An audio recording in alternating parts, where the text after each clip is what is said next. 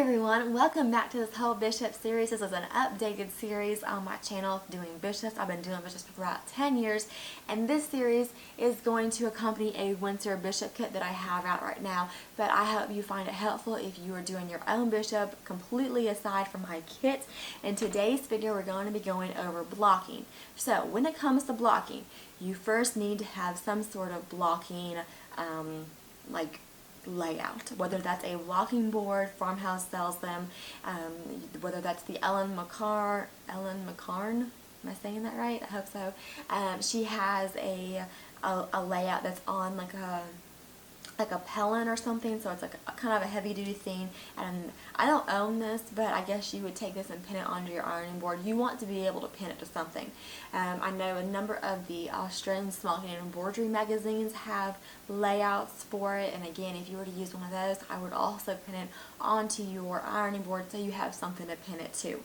So regardless of the device that you're going to be pinning it to, you're going to take your bishop and line it up to everything. Okay, so you will have like your back, your center back areas. You will have that first shoulder seam, of the sleeve, the next shoulder seam of the sleeve, and the center front, and you will line everything up according to what circle you're going around.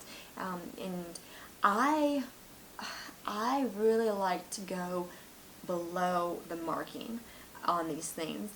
Bishops are fairly forgiving when it comes to sizing, but if they're too they're only fitted around the neck, right? And then it's whatever the sleeve length and then the hem length, but they're not like fitted through the shoulders so much. They're not fitted through the chest so much. But if it's too small around that neckline, you're just sort of out of luck.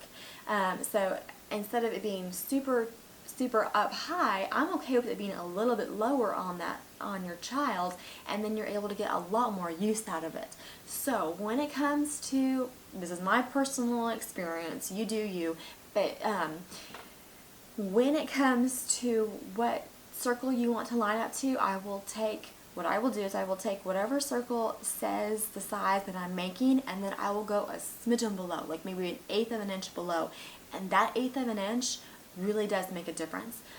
When it comes to circumference and diameter, C equals 2 pi r, like it really does make a huge difference having it a little bit below. So I will line everything up, I will pin everything in place, and it's kind of, what I like to do is I will have everything pinned in place, and then I will pull each thread, okay, each of those pleating threads, so that they are taut to one side. That means that, first of all, you're going to need to knot the other side.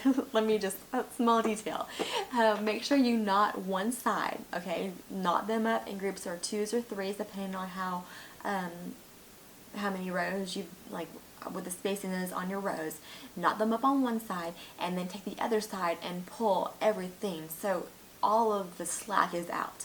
And then you're going to readjust that neckline again, making it, how I like to do it, about 1/8 of an inch below the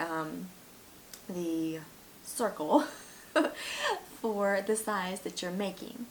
And then once everything is lined real pretty, it's all flat, you got all the slack out of your threads and everything like that, and your neckline is still where it should be, all the seams are still where they should be, now you are able to knot the other side.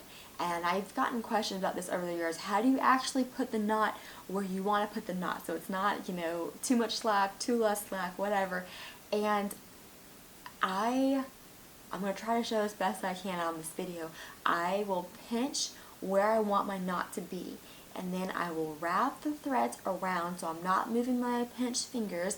I will wrap the threads around, and I will just tie it down. And that works for me.